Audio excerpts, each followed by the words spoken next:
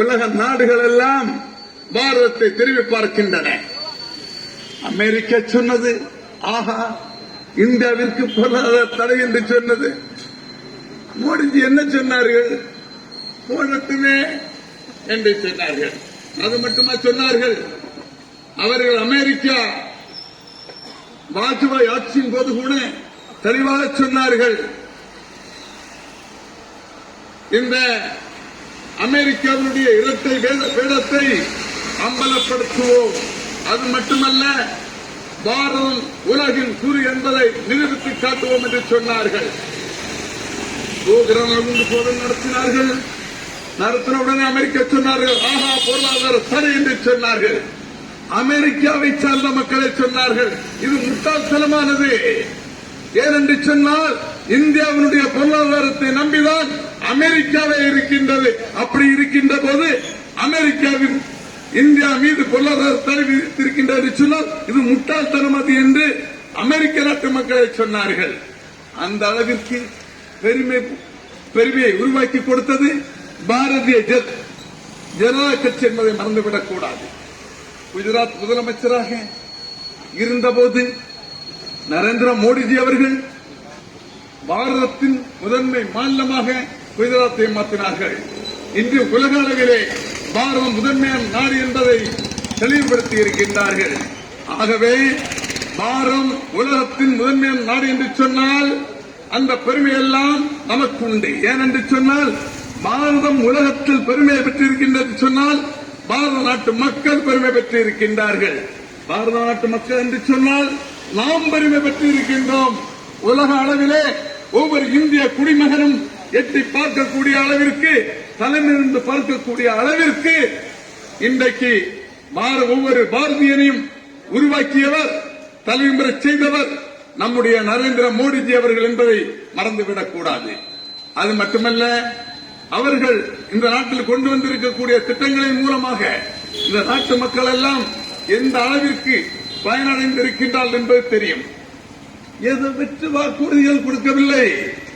பாரதிய ஜனதா கட்சி தெளிவாக சொன்னது, பாரதத்தில் பாரதிய ஜனதா கட்சி ஆட்சிக்கு ஏற்பட்டால் நிச்சயமாக ஆர்டிகிள் 370 நீக்குவோம் என்று சொன்னார்கள். காஷ்மீரில் இருக்கக்கூடிய தனி அந்தஸ்தை நீக்குவோம் என்று சொன்னார்கள். நீக்கி காட்டினார்கள். சொன்னார்கள் என்ன சொன்னார்கள்? பாகிஸ்தான் சொன்னது, பங்களாதேஷ் சொன்னது, அவர்கள் சொன்னார்கள். ஆஹா ஆர்டிகிள் 370 நீக்கினால் ரத்த ஆறு ஓடும் என்று சொன்னார்கள். ஒரு ஆறு ஓடவில்லை. பாரதம் பெருமை மிக்கதாக மாறியது. ஏன் தெரியுமா? உலக அளவிலே காஷ்மீருடைய அந்தஸ்தை தனி அந்தஸ்தை நீக்க உடனடியாக பாரதம் ஒரே பாரதம் என்பதை நிரூபித்து காட்டியது பாரதிய ஜனதா கட்சி என்பதை மறந்துவிடக் கூடாது. அப்படிப்பட்ட பெருமை மிக்க பாரதிய ஜனதா கட்சியை சார்ந்த நரேந்திர மோடிஜி அவர்களுடைய ஆட்சியில் பாரதம் செழிப்பாக இருந்திருக்கின்றது. அது மட்டுமல்ல, நாம் ஒவ்வொரு இந்தியனையும் உலக அளவிலே பெருமையடை செய்திருக்கின்றார்கள். போக்ரான் அணுகுண்டு சோதனை நடத்திய போது உலக அளவில் இருந்த இந்தியர்கள் எல்லாம் பெருமைப்பட்டார்கள். ஏனென்று சொன்னால் அது ஒவ்வொரு இந்தியனின் தலைமுறை செய்தது என்பதை மறந்துவிடக் கூடாது. ஆகவே பாரதிய ஜனதா கட்சி எப்போதெல்லாம் வளர்ந்ததோ இன்றைக்கு பாரதிய ஜனதா கட்சிக்கும் கட்சி நாட்டில் நடைபெற்றிருக்கின்ற காரணத்தினால் தான் பாகிஸ்தான் அடங்கி போயிருக்கின்றது.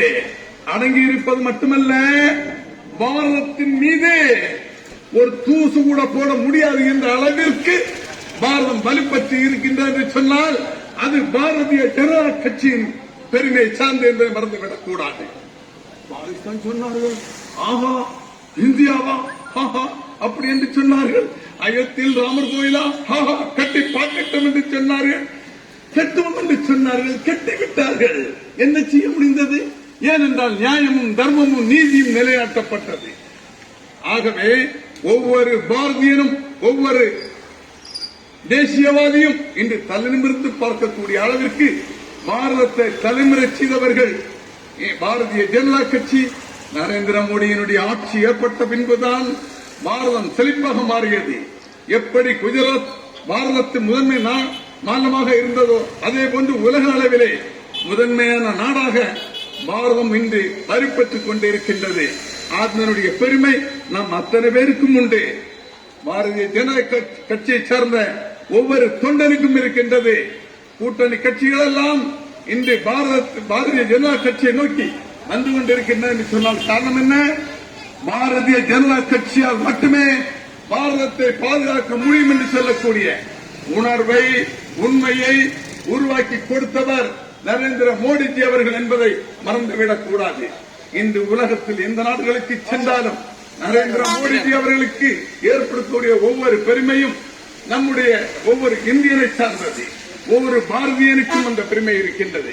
நாம் இன்று தலை நிமிர்ந்து இந்த நாட்டில் உலக அளவில் பேச முடிகின்ற செல்ல முடிகின்ற என்று சொன்னால் உலக நாடுகளில் இருக்கக்கூடிய இந்தியர்கள் எல்லாம் இன்று மகிழ்ச்சியாக இருக்கின்றார்கள் என்று சொன்னால், சந்தோஷமாக இருக்கின்றார்கள் என்று சொன்னால் அது பாரதிய ஜனதா கட்சியினுடைய ஆட்சிக்கு பின்பால் என்பதை மறந்துவிடக் கூடாது. ஆகவே பாரதிய ஜனதா கட்சி தேசிய தன்மையை உருவாக்கக்கூடிய கட்சி. பாரதத்தில் சொன்னார்கள், ஆகா பாரதிய ஜனதா கட்சியின் ஆட்சி வந்துவிட்டால் சிறுபான்மை சமுதாயம் பாரதத்தில் வாழ முடியாது என்று சொன்னார்கள். ஆக திருட்டுத்தனமான பொய்யான வாக்குறுதி என்பதில் ஒன்றிதுதான். சிறுபான்மை சமுதாய மக்கள் எவ்வளவு மகிழ்ச்சியாக இருக்கின்றார்கள், எவ்வளவு ஆனந்தமாக இருக்கின்றார்கள். அது மட்டுமல்ல, தேசபக்தர்களாக இருக்கின்றார்கள். பாரதிய ஜனதா கட்சி என்ன சொன்னது? நீங்கள் வழிபாட்டால் வேறுபட்டு இருக்கலாம், நாம் வழிபாட்டால் வேறுபட்டு இருக்கலாம், ஆனால் நாம் தேசியத்தால் இந்தியர்களாக இருக்க வேண்டும். அதைத்தான் சொன்னார்கள், அதைத்தான் செய்கின்றார்கள். நீங்கள் யாராக இருந்தாலும் தப்பில்லை, எந்த மதத்தை சார்ந்தவர்களாக இருந்தாலும் தப்பில்லை, எந்த இறைவனை வழிபடலாம் தப்பில்லை. ஆனால் தேசியத்தால் நான் ஒரு இந்திய நாட்டுக்காரன், இந்தியாவை சார்ந்தவன் என்று சொல்லக்கூடிய பெருமையோடு இருக்க வேண்டும் என்று சொன்னார்கள். அதை நிலைநாட்டிக் கொண்டிருக்கின்றார்கள். ஆகவே இன்றைய தினம் பாரத பிரதமர் அவர்கள் உலக அளவிலே பாரதத்தை பெருமைமிக்க நாடாக மாற்றியிருக்கின்றார்கள். தொடர்ந்து பாரதிய ஜனதா கட்சி ஆதரிப்போம். தேசியத்தை உலக அளவில் தமிழன் செய்திருப்பதை அதை இன்னும் நிலைநிறுத்தக்கூடிய அளவிற்கு செயல்படுவோம் என்று சொல்லி வாய்ப்பிற்கு நன்றி கூறி விடைபெறுகின்றேன். நன்றி, வணக்கம்.